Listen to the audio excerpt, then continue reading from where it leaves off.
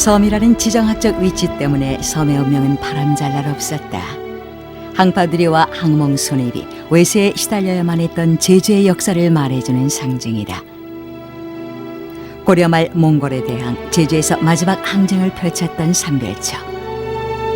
자주적인 독립국가 탐나국의 입장에서 본다면 삼별초의 등장은 또 다른 의미의 외세일 것이다. 제주 곳곳에 남아있는 삼별초의 흔적, 바람 타는 섬 제주의 순환의 역사를 말해준다.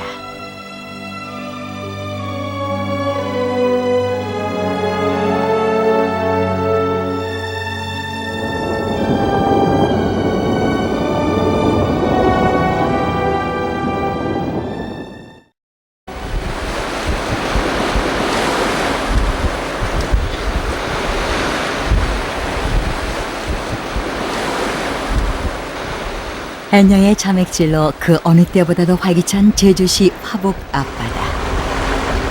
과거 제주 최대의 관문이었던 화북포구를 따라가다 보면 삼별초의 진입을 사전에 차단하기 위해 쌓은 환해장성을 만날 수 있다. 고려 원종 11년 1270년 고려 관군이 축조한 화북 환해장성이 그것이다. 환해장성이란 제주 해안에 축조되어 있는 성으로 삼별초의 진입을 막기 위해 축조되기 시작했다. 삼별초 진압에 대한 고려 정부의 의지를 짐작해준다. 삼별초가 최후 목적지가 제주도다 하는 생각을 이제 관군에서 눈치채게 되죠. 그래서 이제 고여림 장군과 김수 부사로 하여금 제주도를 지키게 합니다. 그러니까 삼별초보다 한 발짝 먼저 관군이 들어왔다는 얘기예요. 그래서 들어와서 이제 그 환해장성도 싸고 그래서 삼별초의 상륙에 대비하는 겁니다. 근데 이제 삼별초가 그 정보를 듣고는 이문경 장군을 선봉장구로 세워서 그래서 명월포로 상륙시킵니다. 삼별초를 막기 위해 성을 쌓았지만 결국 삼별초 별동대가 제주에 상륙, 고려 관군과 전처전을 벌이게 된다.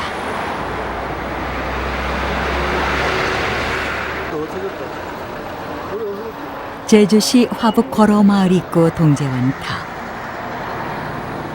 1270년 삼별초의 별동대장 이문경 장군이 전처전을 앞두고 진을 쳤던 곳이다.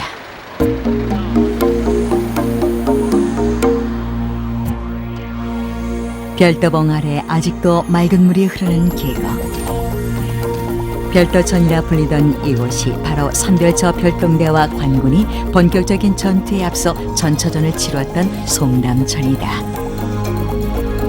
이 전투로 영암부사 김수 장군과 고여린 장군은 물론 고려 관군은 몰사됐다.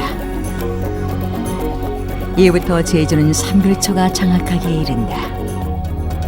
송담천에서 격렬하게 싸워가지고 결국은 김수, 고여림 이 고려 관군이 패합니다.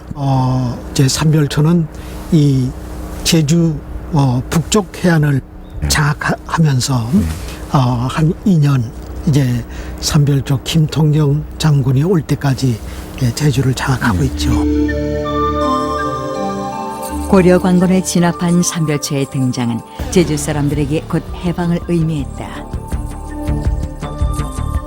환해장성 축조에 밤낮으로 노동력을 착취당하는 등 고려 관군의 온갖 횡포에 시달렸기 때문이다.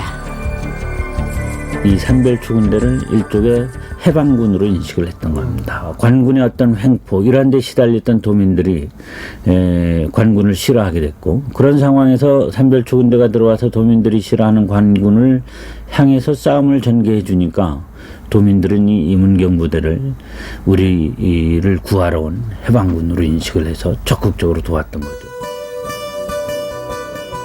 그렇다면 삼별초는 어떻게 제주로 들어오게 됐을까? 강화도에서 진도로 남아한 삼별초는 그것마저 함락되자 원종 12년 5월 최후의 거점지인 제주로 이동하게 된다. 제주시 애오릅 고성리에 위치한 항파두성. 진도를 빼앗긴 삼별초가 1271년에 제주도로 들어와 궁궐을 지었던 곳이다.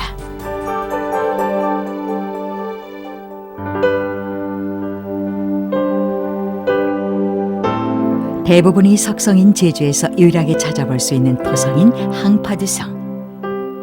지대가 높고 주변에 샘이 많아 최적의 조건을 갖춘 천연적 요새다. 내성과 외성의 이중 구조로 내성 안에는 궁궐이 있었던 것으로 추정된다.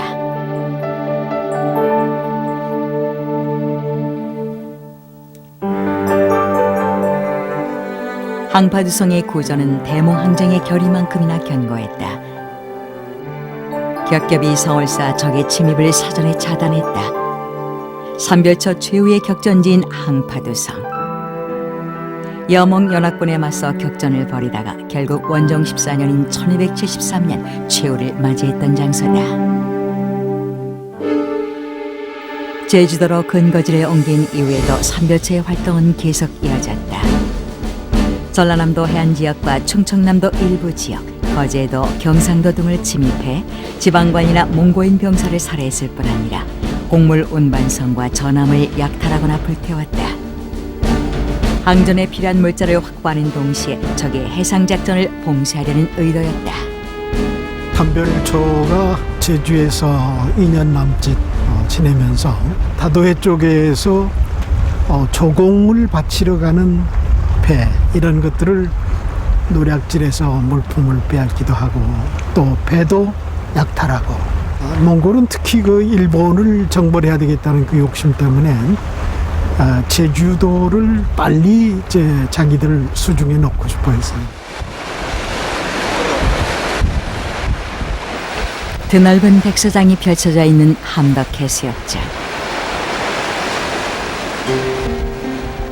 여몽연합군과 삼별초가 본격적으로 전투를 시작한 곳이다.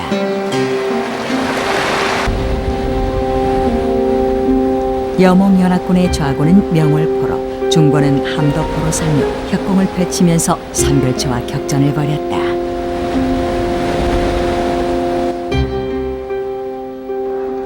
함덕포구에서 있었던 여몽연합군과 삼별초 간의 최초의 전투는 그야말로 불꽃 튀는 접전이었다. 하지만 결과는 불보듯 뻔했다. 삼별초의 결의가 아무리 굳세다고 하지만 병선 160척, 만여 명의 군사를 이끈 김반경의 여몽연합군을 당해내기에는 중과부적이었다. 함덕포에서 벌어졌던 삼별초와 여몽연합군의 접전, 이것은 결국 삼별초의 후퇴로 이어졌다.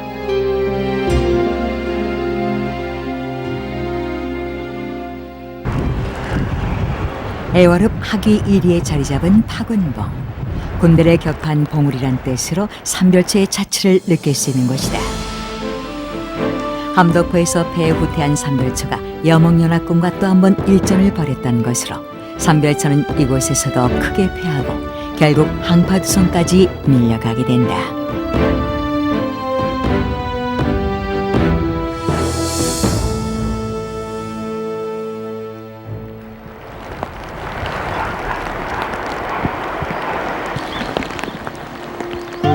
여몽연합군의 공격에 항파두성까지 밀리게 된 삼별초. 결국 이곳마저 점령되기에 이르고 김통정 장군 일행은 한라산으로 피신하게 된다.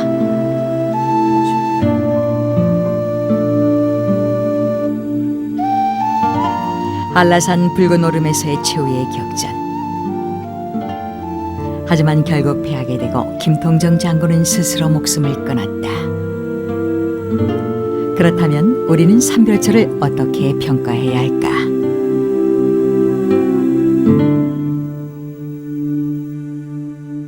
언젠가는 죽을 것이라는 그런 각오를 하고 이 자기들 정신을 지키려고 했던 그 의지, 이것을 높게 얘기할 수 있지요. 그리고 또 하나는 우리가 그 당시 몽골에 이제 고려 조정은 몽골에 그냥 이제 예속되어 버립니다만은 그렇기 때문에 이 삼별초가 망한 다음에 제주도가 그 후 100년 이 이제 몽골의 말을 길러 바쳐야 하는 그런 식민지로 전락한 그런 우리 그 굴욕의 역사를 갖게 되는데 이것만 봐도 삼별초의 그 의지는 대단히 이제 장했다.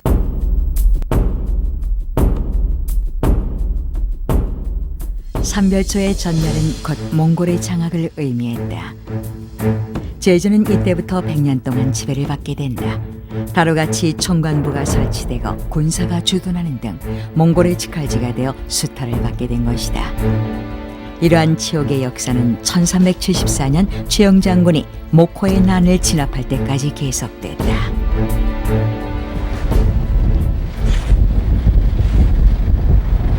수백 년이 지났지만 제주 곳곳에는 삼별초의 흔적이 많다. 특히 삼별초의 우두머리인 김통정 장군에 대한 이야기가 많은데 그 속에서 김통정은 단순한 역사적 인물이 아니라 지역민들의 신앙의 대상인 당신으로 또는 민중 영웅의 모습으로 나타나기도 한다. 죽어가면서 바위를 밟은 발자국에서 후에 샘물이 솟아났다는 장수물 전설을 비롯해 애기 어깨 공격으로 비참하게 최후를 맞이하기도 하고 토착 당신으로 모셔지는 등 전설과 신화 속에 등장한 김통정 장군에 대한 평가는 상반되게 나타난다. 구전설화들에 볼 것 같으면 이 김통정이가 지렁이 속에서 이제 태어나서 해상왕국을 건설한 상당한 어떤 영웅적 인물로 이제 묘사를 되다가 결국은 나중에 애기 어깨의 공격을 봐서 이제 비참하게 죽는 이러한 형태로 이제 묘사되어지는 이러한 부분들이 이제 상반되어져서 나타난다. 문제는 지금까지는 이 중앙중심적 입장에서의 김통정에 대한 조명들은 역사서나 이런 데 이제 많이 담겨져 있었다. 그러나 결국 제주도민들의 어떤 입장에서의 어떤 해석이라고 하는 부분들은 별로 반영되지 못했다. 쓰여지지는 않았지만 역사는 존재하는 겁니다. 이제 쓰여지지 않은 그런 제주도민들의 입장에서 바라보는 삼별초의 역사를 우리는 써야 되는 시점입니다.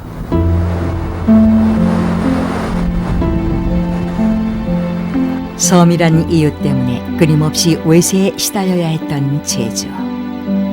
삼별초의 역사는 외세에 의해 끊임없이 순환을 당했던 제주의 역사를 극명하게 보여준다. 고려 말 몽골에 대항해 위기의 고려를 구하기 위해 제주를 장악하고 대몽항쟁을 벌였던 삼별초. 역사는 그 시대 그 지역 사람의 눈으로 봐야 한다고 했던가. 제주민의 입장에서 본다면 삼별초 또한 외세다. 삼별초의 역사 또한 제주의 시각으로 새롭게 쓰여져야 할 때다.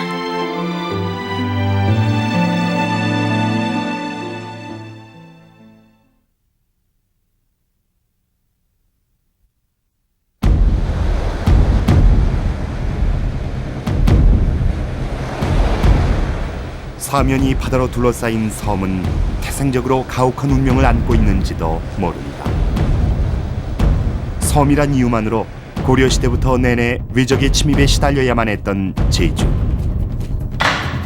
동북아시아의 교두보인 까닭에 군사적으로도 중요한 위치를 차지했다.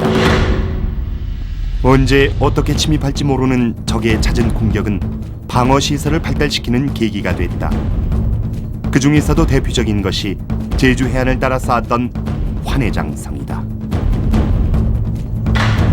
그 길이가 무려 300리, 120km에 달하는 환해장성. 바람 타는 섬의 역사를 말해주는 역사적 증거다.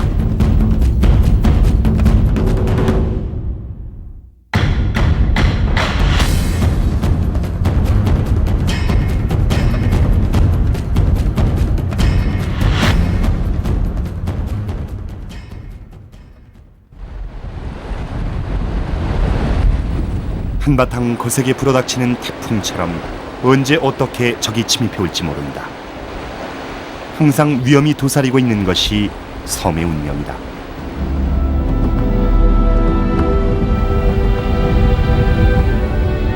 섬 해안 곳곳 적으로부터 방어하기 위해 쌓은 환해장성. 고려 원종 11년인 1270년 김수 고여림 장군이 삼별초의 제주 상륙을 차단하기 위해 제주도민들을 동원해 성을 쌓기 시작했다고 전해지고 있다. 고려시대부터 조선시대까지 쌓은 환해장성의 길이는 무려 300리. 제주의 가급성들을 보호하는 외성의 기능을 가졌던 것으로 추정된다.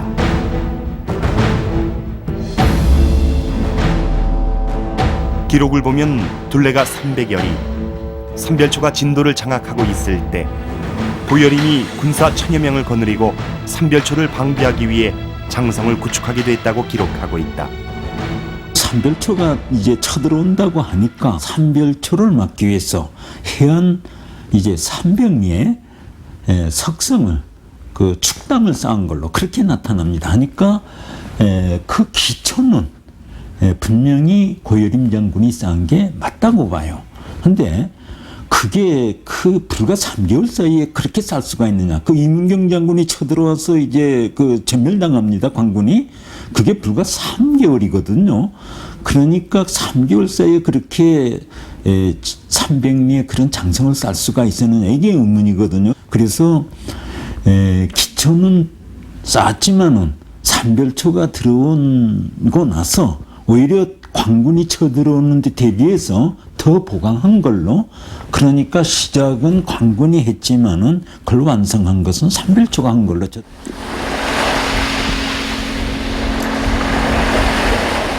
비단 삼별초 외에도 섬을 공격하려는 외세의 침입은 계속 이어졌다.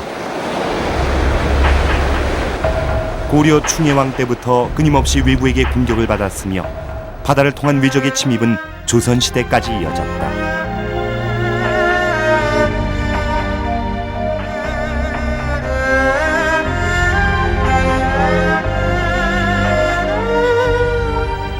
김상원의 남사록에도 태종 원년에 곽지를 도적질하고 태종 4년엔 고뇌와 명화를, 태종 6년엔 차귀도, 8년엔 도근천 등지로 들어와 땅을 범했다고 기록돼 있다.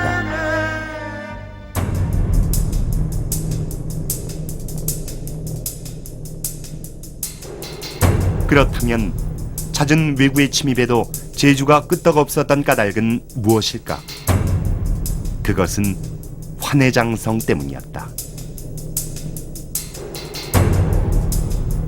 해안을 따라 쌓은 환해장성은 어떠한 공격에도 끄떡없는 방어막이자 중국의 만리장성에 비견할 정도의 방어시설이다.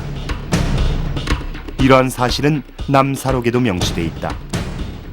외적이 쳐들어왔는데도 한 번도 그들 마음대로 되지 않았던 것은 석벽이 온 섬을 둘러싸고 있는 천연요새이기 때문이다라고 기록하고 있다. 여러 가지 기록을 보다 보면요, 조선 시대까지 계속 그 왜구가 심합니다. 제주도는 뭐 곳곳에 왜구가 쳐들어오는데 왜구에 대비하기 위해서 그 환해장성을 보축한 기록들이 나타나요. 제주 목사들이. 그런 걸로 봐서 조선 시대까지 그 환해장성을 왜구 방어용으로 이용했던 게 나타납니다.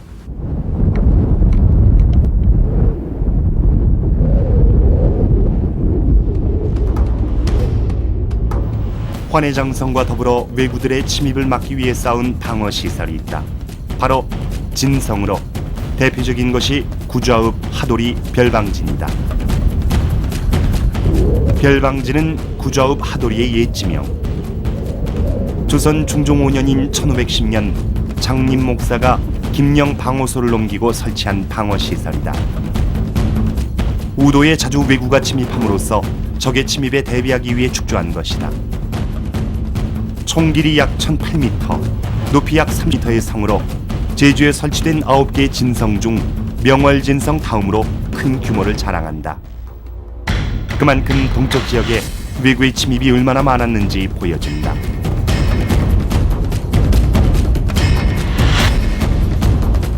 외적이 고려 말에서 조선조 맹령조까지 약 240년 동안에 30회에 걸쳐가지고 제주에 이제 침입 이런 기록이 나옵니다. 역대 그 제주도의 소위 그 목사 되신 분들은 우선 제주도의 그 방어가 가장 중요한 문제였다는 겁니다. 그래서 장림 목사가 1510년에 제주 목사로 부임해가지고 우도에 이제 외적이 침입할 염려가 있으니까 이 김영상옷을 도이오 마을인 현재 하도리 옮긴 거죠. 예. 그래서 여기는 이 별방지는 이 제주목이 동쪽에는 가장 아주 중요한 군사시설입니다. 일출봉이 한눈에 내다보이는 성산읍 온평리.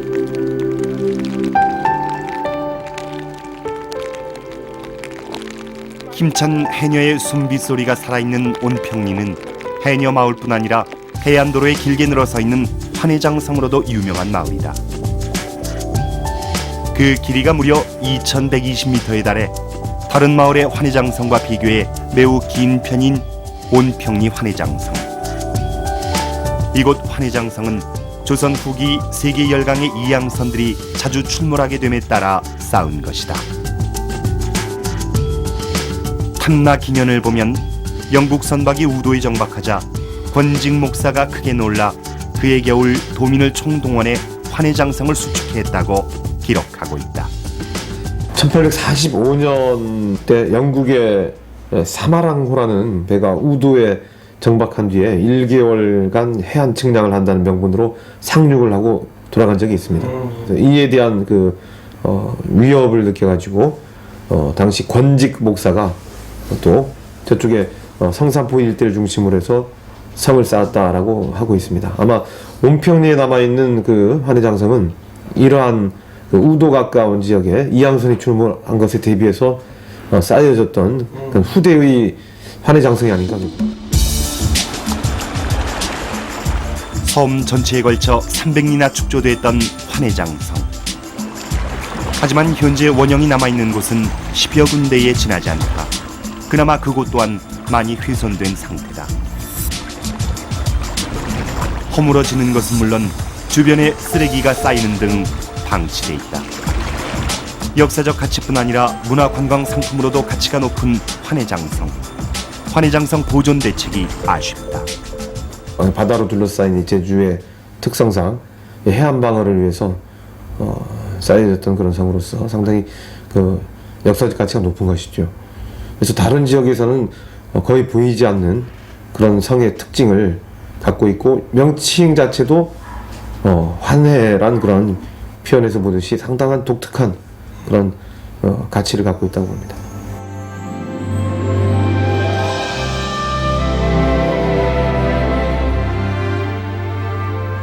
거칠고 척박한 땅과 바람도 모자라 변방 중의 변방으로 수많은 외구로부터 시달려야 했던 제주.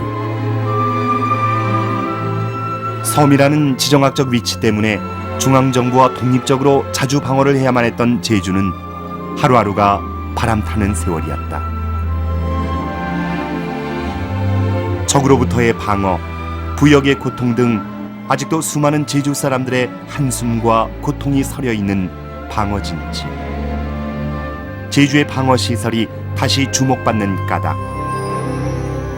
끊임없이 적으로부터 공격의 대상이 됐던 바람 타는 섬의 역사, 제주 고난의 역사가 그곳에 있기 때문이다.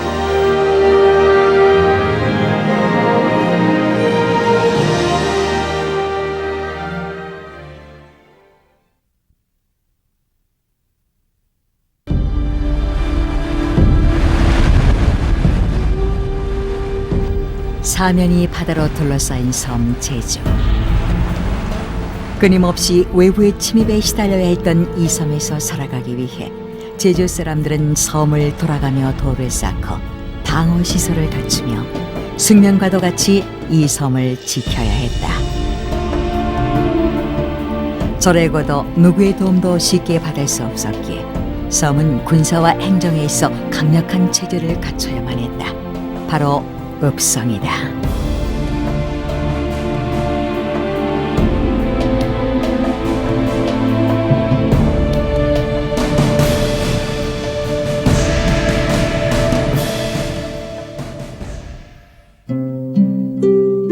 (18세기) 초 탐라술력도 제주의 옛지도 한라장척. 당시 제주의 3개 읍성과 9개 진성 등이 자세히 표시되어 있다.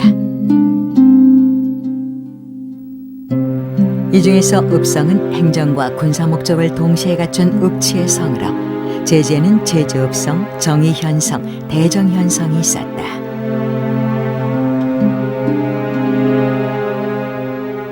그렇다면 제주에는 언제부터 성이 있었을까?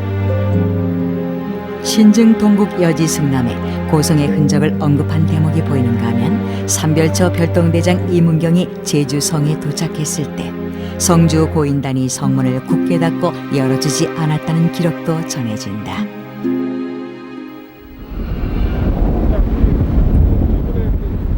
제주 시내 중심가에 위치한 제주 목가나지. 제주 목가나지가 있는 그 서쪽 부근을 사람들은 묵은성이라 부른다. 묵은성, 말 그대로 오래된 옛 성이 있던 곳이란 의미다. 이곳에 이미 오래전부터 성이 있었을 것으로 추정하고 있다. 동구여지 승남뿐만 아니라 이원진 탐나지라든지 그걸로 봐서 적어도 고려시대 중기 이전부터 제주성이 있었던 걸로 나타나는데 이 성은 그보다 더 먼저 있었다. 그렇게 볼 적에 고대 탐나, 고대 탐나에도 성이 있었다는 징조가 여러 가지 기록에서 나타납니다.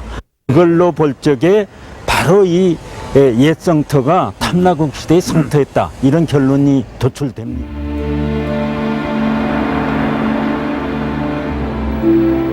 정확한 연대를 알 수는 없지만 탐나국 시절부터 성은 있었던 것으로 보인다. 이후 조선시대 지방의 행정체제 개편이 이뤄지면서 읍성은 그 규모와 기능 면에서 체계적인 면모를 갖춰나간다. 지방 간의 거처인 동시에 정책의 사안실이고 명령을 집행하는 곳인 읍성. 특히 유사시 군사적인 기능까지 함께 수행해야 했다.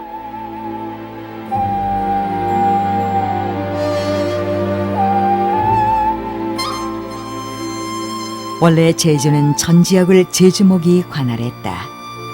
그러나 조선 초기 강력한 중앙 집권화 정책에 따라 제주는 삼읍으로 편제된다. 제주의 읍성은 결국 삼읍 체제의 정비와 맞물려 들어갑니다. 조선 왕조의 그 기반이 잡혔던 태종 임금 때에 거의 대부분 이 삼읍 체제가 정비되면서 더불어서 이제 읍성이 이게 축조가 되는 것이죠. 먼저 제주목을 시작으로 제주 읍성이 만들어지고 그다음 정의연 대정연 순으로 읍성이 축조되고 있습니다. 그 옛날 제주 읍성의 모습은 이제 온전히 찾아볼 수 없다. 남쪽 성곽의 일부만이 남아 그 흔적을 느끼게 한다. 제주 시내에 위치한 제주 읍성. 세월의 덮개를 안고 성은 지난 시대를 묵묵히 증언하고 있다. 제주 읍성에 대한 최초의 기록은 1408년 태종실록에서 찾을 수 있다. 큰 홍수로 제주성의 관사와 민가가 침수되었다는 내용이다.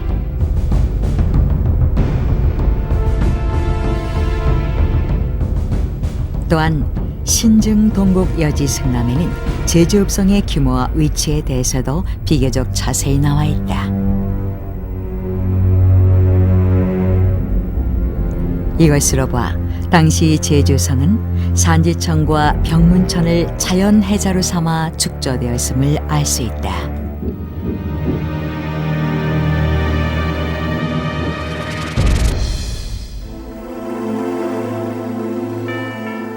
성읍을 중심으로 제주의 남동부 지역을 관할했던 정의연성.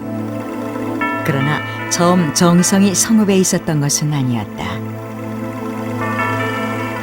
태종실록에 보면 본래 읍이었던 고성리와 다른 마을 간의 거리가 너무 멀어 일을 처리하는 데 어려움이 있으므로 옮겨줄 것을 요청하고 있다. 기록에 따르면 성 쌓기는 수일 만에 이뤄졌다.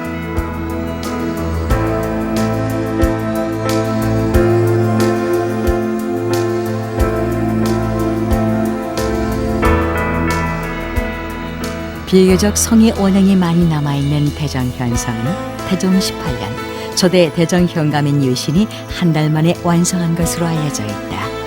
기록에 의하면 봄에 석축했고 그 둘레는 2,800여 척, 높이는 10척이라고 적고 있다. 오랜 세월 그 경과함으로 묵묵히 서 있는 제주의 성. 제주성은 성곽 앞 천연해자를 두고 성벽으로 올라오는 적을 측면에서 공격하기 위한 치성을 비롯해서 성문을 보호하는 웅성 등을 갖추고 있다.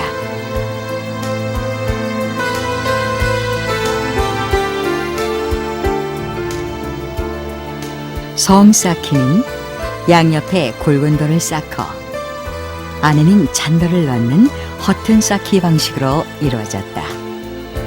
제주도는 왜냐면은 이 비바람 치고 그리고 안에는 이런 잔돌을 넣습니다. 바깥에 이제 굵은 돌 쌓기 때문에 뭐냐면은 이런 사다리꼴 모양으로 이렇게 쌀 수밖에 없다. 그리고 밑에는 마냥 굵은 돌을 싸고 그리고 제주도는 이렇게 직각으로 이렇게 할 수가 없어가지고 허튼 쌓기 이렇게 맘대로 쌓는 걸 허튼 쌓기라고 그러죠. 허튼 쌓기로 해가지고 이렇게 올라갔다. 그 대신 이거는 올라가기가 쉬우니까 그 대신 치석을 뭐냐면 많이 27개소라는 치석을 두게 됐다.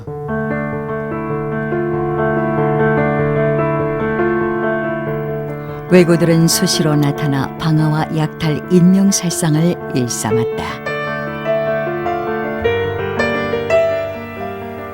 1555년 조선 명정 때 제주성에 왜구가 와서 3일간 진을 쳤다는 기록이 보인다. 이때 목사였던 김수모는 임금에게 올리는 장계를 통해 왜적 천여 명이 제주에 하륙해 진을 쳤다고 아뢰고 있다. 이것이 바로 을묘외변이다. 이를 계기로 곽클 목사는 동쪽으로 성을 확장해 산지천을 끌어들인다. 산지천 동쪽은 전부 언덕배기가 높았습니다. 네, 이쪽으로 높았는데 성내는 낮으니까 전부 그 노출되는 거예요. 제주 성안이. 그러한 작전상 취약점이 노출되고 또 하나 가장 큰 문제가 제주 성내 사람이 급수원이 바로 이 산지천에 있습니다. 이 산지천에는 한 10여 개 그 수원이 그 샘이 솟아서 흘렀습니다. 그러니까 그 포위를 당하니까 물 문제에 큰 문제가 발생한 겁니다. 그래서 부랴부랴 서들어서 제주성을 확장하게 돼요. 그래서 그 동성 확장이라는 게 나옵니다.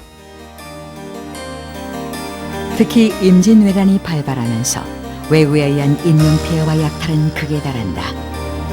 끊임없이 몰려오는 왜구에 대한 두려움은 강력한 방어시설을 요구했는데 그런 점에서 제주성의 확장은 가장 시급한 것이었다. 임진왜란이 있은 지 9년, 목사로 부임한 성윤무는 성을 확장하는 대수축 공사를 벌인다. 그러나 겨울에 무리하게 진행된 공사로 백성들의 고충은 이루 말할 수 없이 컸다. 보통 성 쌓는 일은 농한기에 하는데 그 당시 임진왜란 당시 같은 때는 뭐 이 농번기 농한기 가리지 않고 성 쌓는 일에 동원되지 않았을까. 그러니까 엄청난 이게 인명 피해도 많았다고 되어 있거든요. 지금 그 성윤문 당시에 성 쌀 때 원성문이라고 나올 때는 그러니까 얼마나 단시일에 강행을 해야 원성문이라는 말이 나오겠느냐. 성을 쌓고 또 지키다 수많은 목숨들이 쓰러져 갔다. 그 고난의 역사를 안고 성벽은 말없이 서 있다. 한때 시내 전체를 둘러싸던 읍성은 그러나 원형을 잃어버린 채 대부분 훼손되는 운명에 놓이고 말았다. 바로 일제시대에 내려진 읍성 철거령 때문이다. 차례로 헐린 성곽의 돌들은 산지항 축항 공사를 하면서 매립골재로 사용돼 버렸다. 이제 제주성이 있던 자리는 대부분 도로와 주택가로 변모해 버렸다.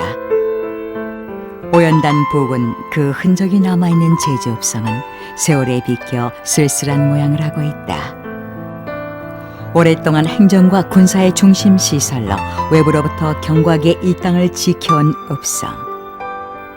세월 속에 그 자취는 대부분 사라졌지만 고난의 역사 속에서도 섬의 자존을 지켜냈던 제주민들의 꿋꿋한 정신만은 지금도 남아 흐르고 있다.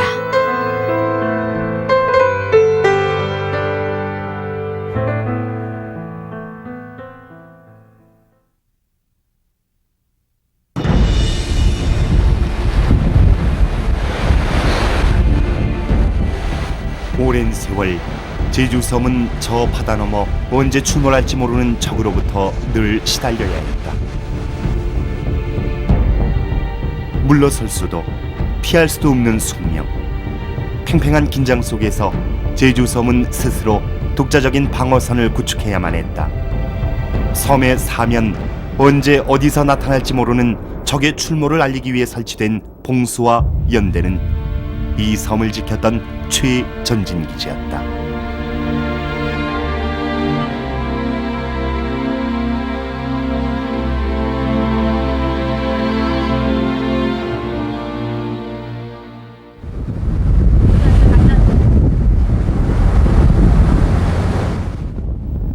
사면이 바다로 둘러싸인 제주.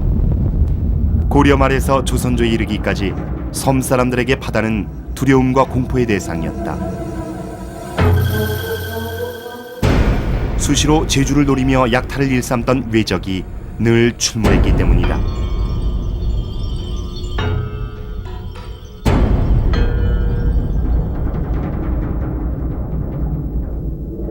당시 해상 요충지였던 제주는 왜구들이 땔감과 물, 식량 등을 확보할 수 있는 가장 유리한 지역이었다. 제주도가 섬이라는 조건은 당연히 바다를 통해서 나아갈 수도 있지만 바다를 통해서 외부 세력이 침입해 들어올 수 있는 조건이 됩니다. 제주를 거점으로 해서 많은 해상 활동도 하겠지만 어떤 경우에는 해상에서의 그 약탈 행위 같은 것들도 이루어지게 됩니다. 그래서 자연히 제주도의 자기들 나름대로의 거점을 확보하기 위한 그런 침략이 상당히 많이 이루어졌던 것이죠. 그 속에 외구와 같은 그런 해상 그 노략질을 많이 하는 그런 집단은 제주 같은 지역을 상당히 중요한 거점지구로 봤을 겁니다. 이러한 외구 침입에 대비해 고려 말부터 조선시대에 이르기까지 제주는 독자적인 방어시설을 구축하게 된다. 읍성과 9개의 진이 축성되고 특히 통신시설인 봉수와 연대는 제주 전 지역을 돌아가며 설치됐다.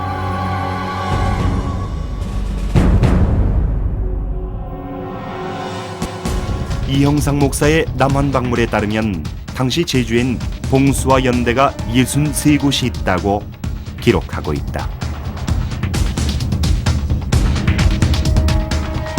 조선시대 연대는 모두 38곳에 설치돼 있었다. 해안가 구릉지대에 위치한 연대. 바다 가까이에 있어 적이 다가오는 것을 가까이에서 조망할 수 있는 연대는 긴급시 전투까지 치러야 했기 때문에 그에 맞는 유리한 지형에 설치됐다. 높이와 너비가 10척 내외로 사각형 모양으로 돌을 쌓아올려 만든 후 연기와 횃불로 적의 상황을 알렸다.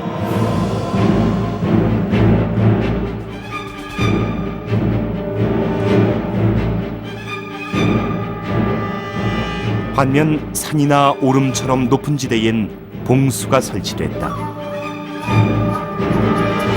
연대가 가까이에서 적을 감시하는 통신시설이라면 봉수는 멀리 대략 50리 밖까지 조망할 수 있는 시설이었다. 주로 오름 위에 둥글게 흙을 쌓아 올려 그 위에 불을 피우는 시설을 만들었다.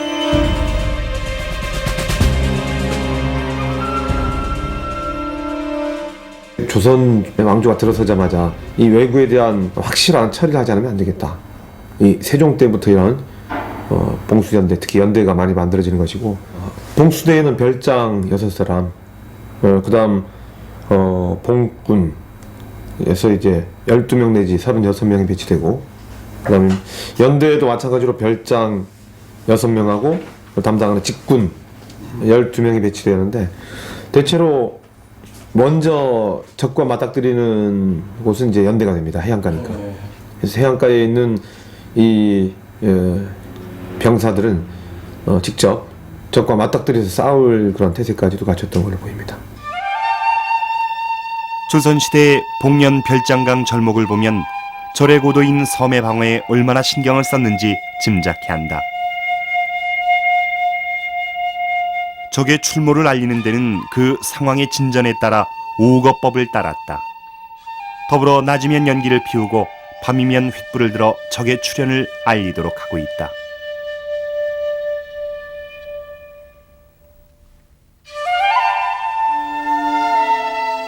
조선시대 봉수의 하나인 수산봉수.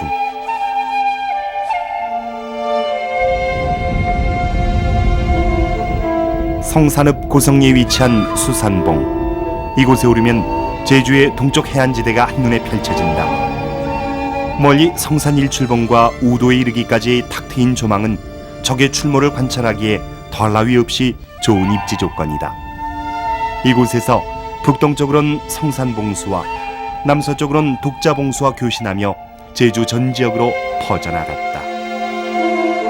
그 앞 보이는 해안으로 외게 자꾸 들어오기 때문에 여기서가 제일 먼저 그걸 감지해가지고 좌측 저 멀리 보이는 저 종다리 그 지미봉 거기서부터 성산에서 저 온평리 봉수까지 해가지고 그리고 여기서 하게 되면 제주도 일원에 전부 그 왜구가 침입했다는 걸 알려드리는 거죠.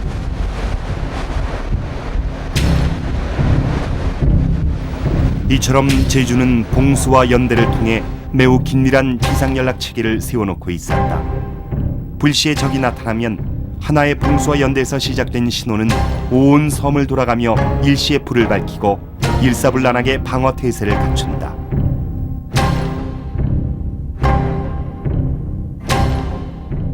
봉수 연대가 소속된 현성에 정보가 전달이 되어지는 것이고, 그 정보 전달 체계는 각각의 그 연대 봉수를 따라서 제주 읍성까지 이제 보고되어지는 그러한 체제를 갖게 됩니다.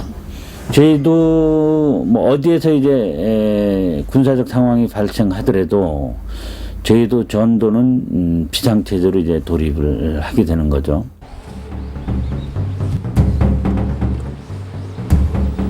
성산읍 신천리에 있는 천미연대. 정의연에 소속돼 있는 천미연대는 주변에 있는 천미천에서 그 이름이 유래됐다. 동쪽으론 말등포 연대와 그리고 서쪽으론 소마로 연대와 연락을 주고받았다. 원형이 비교적 잘 보존돼 있는 천미연대는 무엇보다 치열한 전투의 역사가 있는 곳이다. 바로 천미포회란이다. 명종실록에 따르면 1552년 천미포를 통해 들어온 왜적이 양민을 살해하고 약탈 행위를 일삼았지만 물리치기 힘들었다는 기록이 보인다.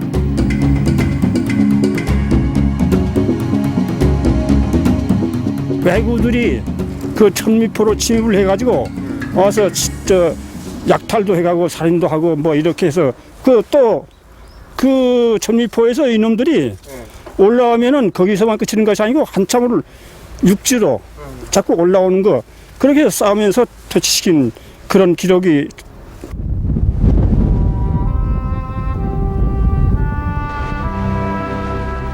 고려 말에서 조선 숙종 때까지 제주에 왜적이 침입한 횟수만도 무려 50회. 이런 상황이고 보니 제주는 왜구에 대비해 늘 비상 방어 태세를 갖추고 있어야 했다. 18세기 초 탐라 순력도에 보면 당시 상황을 가늠케 한다. 빈틈없이 연대와 봉수를 설치하고 유사시에 대비해 늘 활쏘기와 같은 군사 훈련이 이루어졌다.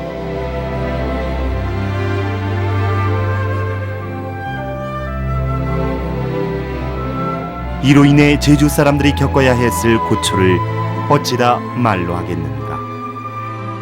제주도민들은 유사시에 대비해서 언제든지 나가서 이제 싸울 수는 그러한 군사적 훈련을 되풀이하지 않을 수가 없었다. 그래서 각 마을에 가보면 마을마다 이 활쏘기 연습하는 사장터들이 있습니다. 그래서 전 주민이 군사화되어 있었다. 이거는 남자들만의 목도 아니었다는 거죠. 그러니까 왜구를 막아내는 데는 남자의 힘만으로서도 부족했기 때문에 여자들도 군인으로 나설 수밖에 없는. 왜적이 나타나면 봉수군은 정신없이 불을 지폈고 그 불빛은 섬광처럼 순식간에 섬 전체로 번져갔다. 이처럼 연대와 봉수는 1895년 폐지될 때까지 조선시대의 대표적인 군사 통신 수단의 역할을 다했다. 제주섬 자체 해안 방어의 요충지로 조선 정부가 인식했는데 그런 속에서 이제 제주도민들이 이와 같은 봉수연대를 중심으로 한 해안 방어의 그 일선에 있었고 남대로 제주도민들이 이런 외국의 침입에 대비해서 아주 순환을 겪었다, 고초를 겪었다는 걸 보여주는 그런 역사의 애환이 담겨 있는 그런 유적입니다.